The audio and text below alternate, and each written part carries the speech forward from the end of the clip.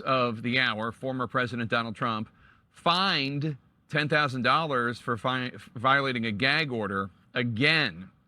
The judge in Trump's New York civil fraud trial warning the former president today to, quote, "Don't do it again or it'll be worse." CNN's Bryn Gingras is outside the courthouse in New York City. And Bryn, the judge issued the fine after Trump took the stand. What happened?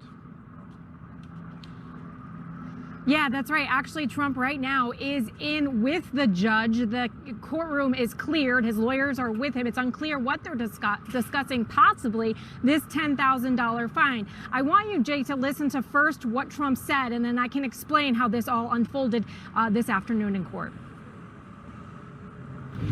This judge is a very partisan judge, with a person who's very partisan sitting alongside of him, perhaps even much more partisan than he is. Now, you heard him say that he called the judge partisan and the person sitting next to him very partisan. Now, it's important, Jake, when you think about this. In the courtroom, the judge is in the middle. To his right is his court clerk, and to his left is the witness box. At the time sitting there was Michael Cohen. Well, Trump was brought back into the courtroom. The judge made him take the stand and answer under oath. Who was he talking about when he said the person next to him is very partisan? And under oath, Trump said that he was talking about Michael Cohen. Well, after he got off the stand, the judge said this: "As a trier of fact, I find that the witness is not credible," and he was referring to my law clerk. Remember, there was a gag order in place.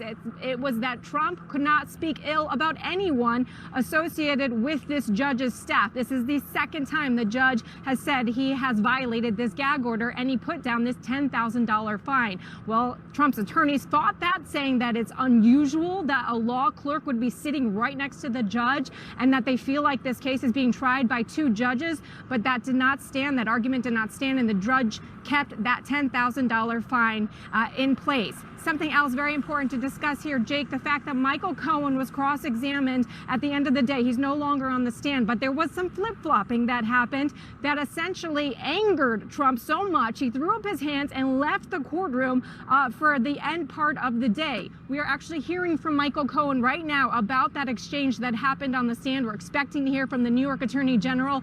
There's a lot that's happened in the last hour of this civil trial, Jake, and we'll continue to update you. But as of now, the civil trial will then now continue tomorrow.